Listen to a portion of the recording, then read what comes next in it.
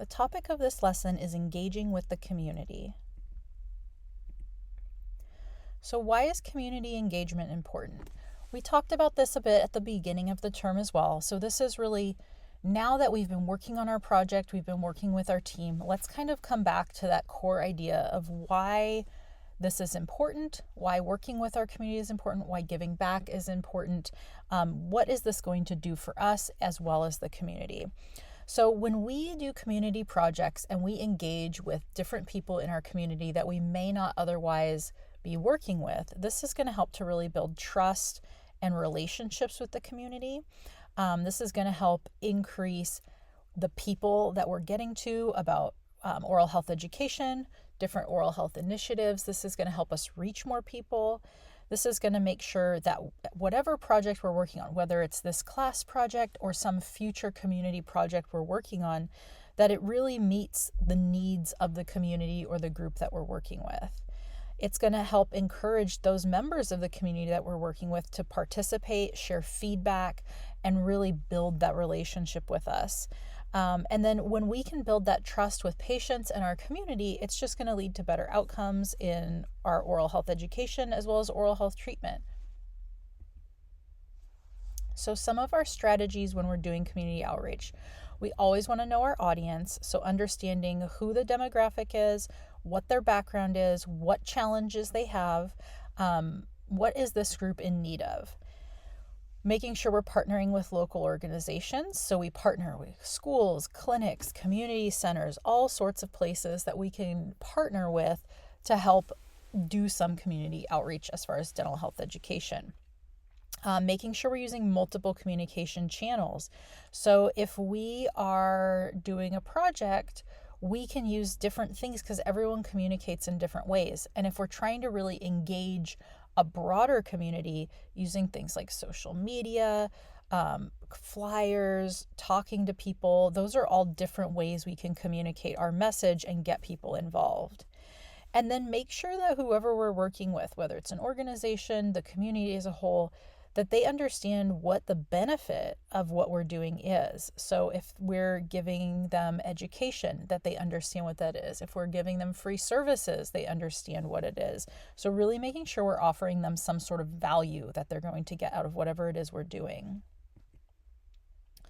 So some tips for effective community engagement: we want to be present and visible. So participate in local events, be out there. Be flexible and adaptable. So make sure we're adjusting materials and our message based on community feedback. If we have a program about dental education and we're going to go to multiple community sites, we might have to adapt that presentation based on the demographic of the various groups that we are moving around to.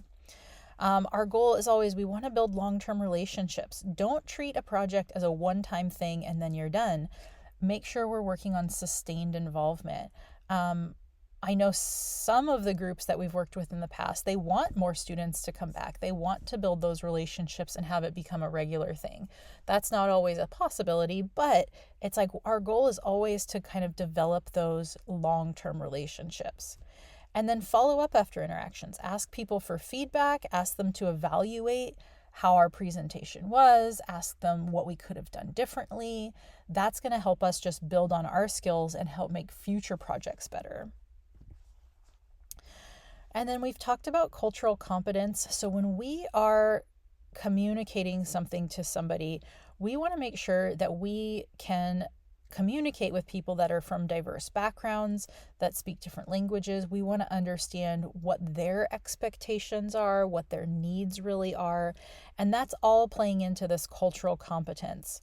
So this is going to help to reduce misunderstandings. It's going to help to make sure that people are understanding what it is we're trying to give them as far as education.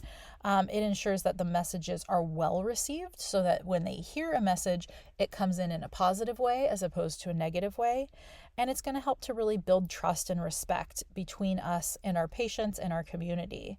So making sure we're really aware of those cultural differences, acknowledge that cultural context, and then adapting our communication strategies as needed. So some of the techniques we can use to help make sure that our communication is culturally competent. So active listening. And active listening is important in dentistry no matter what someone's background is, no matter how similar or different from you think someone is. Active listening is always important. So when we're talking to someone, making sure we're paying attention to both verbal and nonverbal cues. Is a patient, do they seem distracted when we're giving them information? That's a nonverbal cue. Understand how to read those cues so that we can tell if patients are hearing us or not. Making sure we avoid assumptions. So don't assume someone understands something, knows something, or has the same beliefs as you do. Making sure we're using simple language. We've talked about this so many times, but make sure that we adjust the terms that we're using, especially dental terms, to the patient that we are talking to. Make sure we're respectful of cultural practices. So some people are going to have different beliefs, different customs. Those are going to influence their health behaviors. So some cultures may prefer to use natural remedies. Some cultures may not be interested in using fluoride. Some people want to make decisions more as a family as opposed to just an individual. So making sure that we're respectful of those practices and allowing patients to voice that is really important. And then always providing language support as needed. So if we don't speak the same language as someone, we can get interpreters. We can make sure our materials are catered to the patient's preferred language. Those are just going to help, again, to build that trust, build that relationship with those patients or our community. So when we plan for interacting with our audience, we want to make sure we always define what is the goal of our interaction. So what are we trying to achieve? Are we trying to give these people education and increase how much knowledge they have? Are we trying to change a behavior? So are we teaching them how to do something and we're trying to change how they're doing it? Making sure we're choosing the right format. So are we doing a PowerPoint presentation? Are we doing a verbal presentation? Are we doing some type of hands-on activity? Or are we doing a question and answer session? Are we doing like a Jeopardy style game? What's the format that we're using? Make sure we assign roles for our interaction. So this is not roles as far as who's going to do what in planning the project. This is who's going to do what when we're actually with this group doing our presentation or project. So who's going to be the person who's speaking? Is that going to rotate? Are multiple people going to speak to the group? Is someone going to be responsible for handing out goodie bags? Is somebody going to be responsible for, presenting a game or doing a certain type of hands-on demonstration? What are the roles of people? And then make sure you practice those roles before you go in to present with your audience. And then make sure you have all your resources. So make sure you have gathered everything you need, make sure it's catered to that audience, and that you have everything ready to go.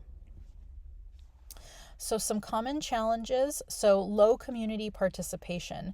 So this could really be that maybe you posted flyers for an event and you're trying to get people to come in, just kind of on the spot.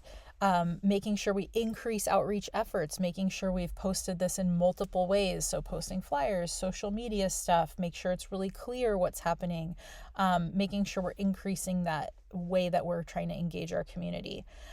Cultural barriers and misunderstandings is a common challenge. So making sure that everyone on the team understands the group that we're working with, understands the potential challenges of communicating with them and talking with them, and making sure everyone's on that same page and is trained accordingly.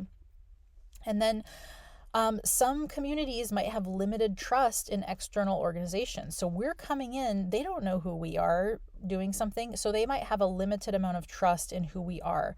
So we want to work to build that trust we want to engage really respectfully with these groups.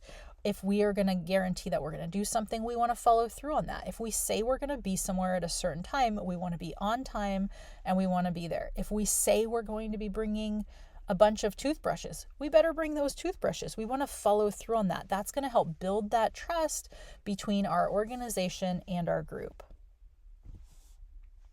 So, some key takeaways. So, effective community engagement, it's going to help to build trust, it improves oral health outcomes and community outcomes, and it's going to create those long-lasting connections. Hopefully, that's our goal.